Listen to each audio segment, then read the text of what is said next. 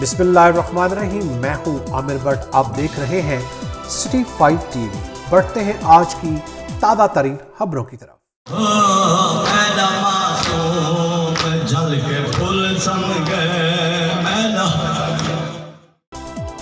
मुल्क के दीगर शहरों की तरह तहसील कोट अद्दू के मुख्तलिफ इलाकों में भी मुहर्रम अल हराम इंतहाई अकीदत और एहतराम के साथ मनाया जा रहा है।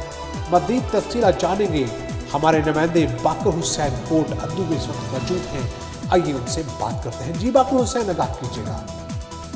जी बिल्कुल, कोट अद्दू दायरा दीन पना में भी मुहर्रम अल हराम अकीदत व एहतराम के साथ मनाया जा रहा है। 10वीं मुहर्रम का जुलूस बरामद हुआ। जुलूस के रास्तों को खारदार तारों लगाकर सील कर दिया गया। पुलिस की भारी नफरी तैनात। जुलूस अपने रवायती रास्तों से होता हुआ दरबार सखी दीन पना पर पहुंचा, जहां ज़ायरीन ने जंजीर रमी नुआखानी की और मजालिस भी की गई, जिसके बाद जुलूस करबला बस्ती आड़ा की तरफ रवाना हुआ। जुलूस के रूट्स पर जगह जगह डंडे, पानी और सबीलें भी लगाई गई। जुलूस शाम 6 बजे करबला बस्ती आड़े में पहुंचकर अख्ताम पजीर हो।